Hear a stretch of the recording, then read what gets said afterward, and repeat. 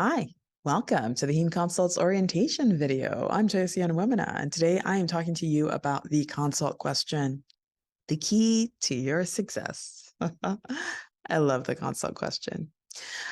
When I would receive calls on the consult service, one of the consult questions I didn't like was where people would say, "Hey, we're calling you about this patient and we'd like your team to follow along." The most frustrating consult ever. It's like, follow along. What exactly do you need from us? And it was very frustrating. And I would just say, yeah, okay, they want us to follow along. The problem with following along is that it has no end. How long do you need to follow along before we know that the following along has worked? And that's one of the things that has been helpful to me in figuring out how to clarify the consult question, making sure that we all know exactly what our contribution is and we all know when we've won. So I'm going to talk to you about why defining the consult question is critical and how you can do it well. Okay. The number one reason to define the consult question is because everybody wins when we know what we're doing. So the problem with following along is that it just is very nebulous. It's like, how do we know when we followed along well? How do we know when the following along is still necessary? How do we know when the following along needs to end? Very confusing. It's confusing for you and it's confusing for them as well. So even when the team calls you and they're like, can you just follow along? Don't take the bait. Make sure you help them clarify the question so that we all win. Because the only way we win is when we can keep score. And the only way we keep score is when we know what it means to shoot the basket.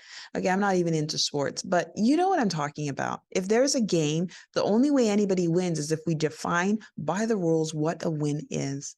And that's part of clarifying the consult question, is making sure you know what is a win. Another thing clarifying the consult question does for you is it forces the team to crystallize what they need. It is a forcing function. Many times the teams haven't really given it much thought. They think, oh, there's a hematologic problem, call hematology. And maybe they don't need to call hematology. Maybe what they're looking at is the anemia of excessive phlebotomy. And when they're forced to think about what is really needed, then they're like, wait a minute, maybe we don't need the consult. It's a forcing function. It helps people really be crystal clear about what they need from the consult service. Again, it's important because if they don't know, you can't satisfy them, and that is a problem. So if the consulting team says, you know what, we don't even know what we want, we're not sure, just follow along, don't take that answer. Make sure you can help them figure it out. Say, okay, I see that the patient has anemia and thrombocytopenia. It sounds like it might be helpful if we helped you figure out the etiology of the anemia and thrombocytopenia and perhaps a management strategy. How does that sound for you? Those are some of the things that you can do to clarify the consult question. So make sure you ask the teams to clarify the consult question so that it forces them to decide exactly what's needed. Okay. Clarifying the consult question also helps define your role. The patient has multiple things going on. There are so many problems that they have.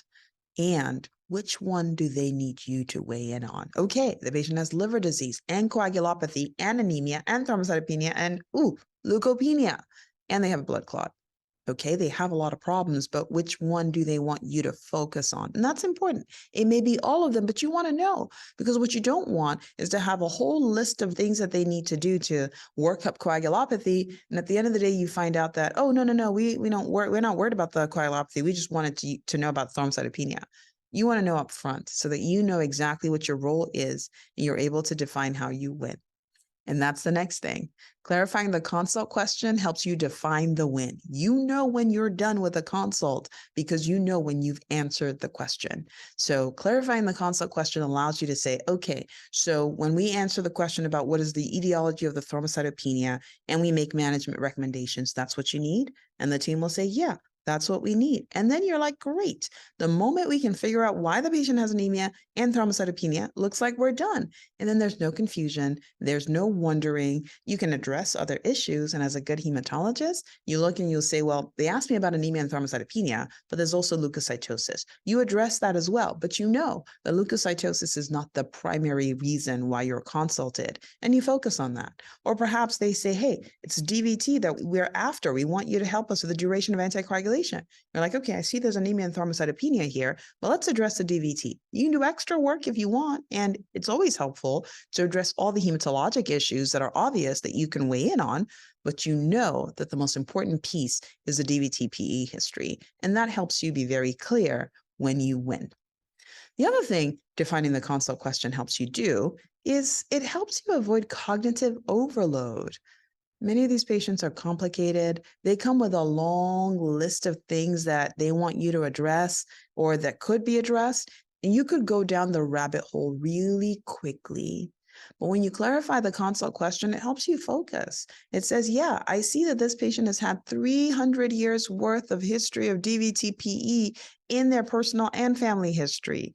But you can just focus and say, okay, they're not worried about that. Right now, they're worried about hemolytic anemia. Let's address that question. So it removes the cognitive overload of trying to wade through a whole bunch of data. You can just focus on the information that gets you to help the patient in the way you want to help the patient.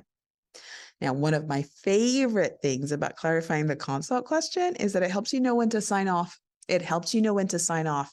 You know, it is very difficult to handle a super long list of consult patients that you're not even sure why they're on the list, what you're doing for them, but the list keeps growing. Heme Consults is a service where you could easily get 5 to 6 to 7 consults in a day. If you start out with a list of 14, 5 to 7 will really break you. It's hard to manage all these patients at the same time. And that's why it's important that you clarify the consult question so that as soon as you're done, you can sign off and then give the gift of your Heme Consult savvy brain to the next patient, to the next team that needs it. Okay. And finally, it does help you serve the next team. It's like, great.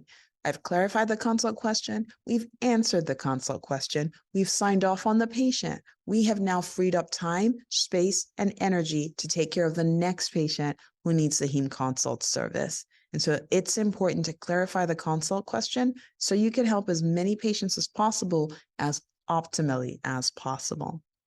So for this week, I'm inviting you to practice doing that. Practice defining the endpoint at which the consult is complete. And you won't be able to do that for every patient. Sometimes, let's say the patient has hemophilia A, you're going to follow the patient probably for a long time. But clarify what that looks like so there's no confusion for yourself and there's no confusion for the team as well. Imagine what it would look like if everybody had a clear goal as to what they're supposed to get out of the consult service at the end of the day. Imagine how awesome that would be for there to be no confusion. What kind of a day would you have? I think it would be an awesome day. It'd certainly be awesome for me as the attending. All right, I'll see you in the next video. Take care.